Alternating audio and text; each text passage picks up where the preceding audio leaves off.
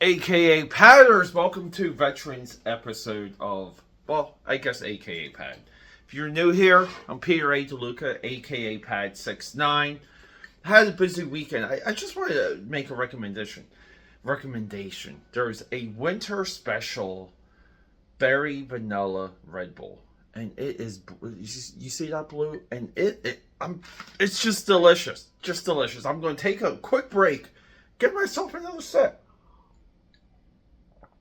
All day, I've been debating, what can I do for Veterans Day? I know so many of you, I know a lot of my AKA Padders out there, you guys are vets. My father, served in the military. And we all love comics, so let's just put the two together. And I'm kind of going through a couple of ideas. I didn't want to do Captain America. I didn't want to do Punisher. I just didn't want to do some of the obvious stuff. You guys know sometimes we guys shoot for the moon and maybe we'll land in the stars just with our content direction.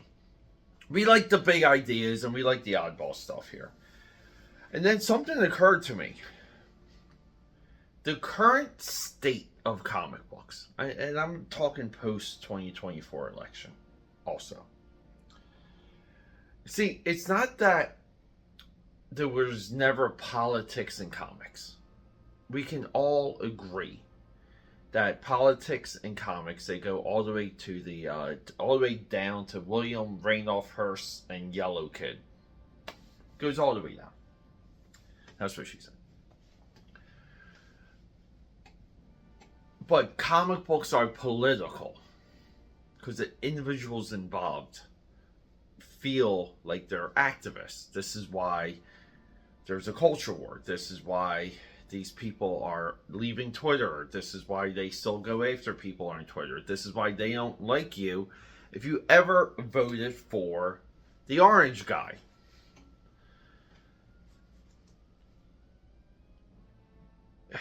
The ideology backs away from the military. Cops are bad. We can't use Punisher because cops use his shield or his icon, his logo. But they generally don't like cops, and generally they don't like the military. And then we get this gap. See, so much of comic books is one-to-one with wrestling psychology.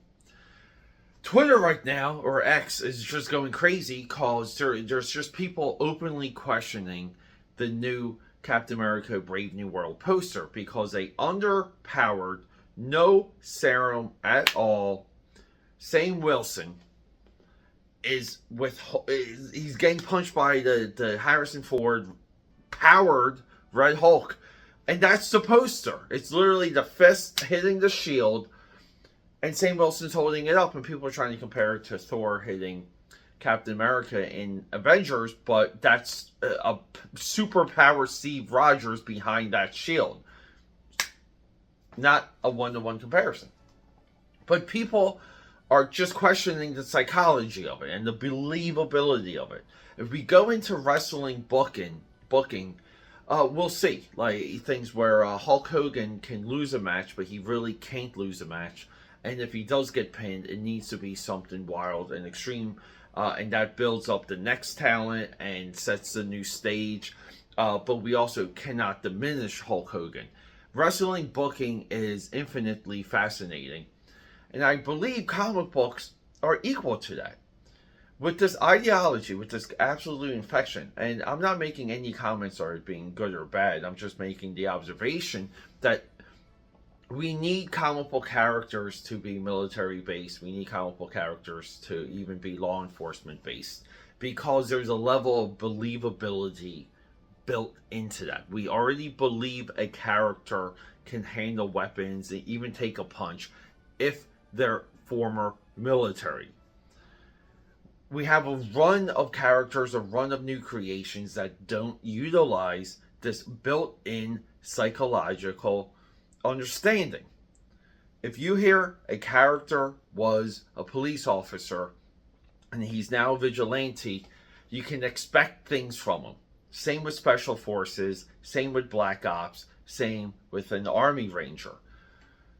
But we're not getting that. So that translates.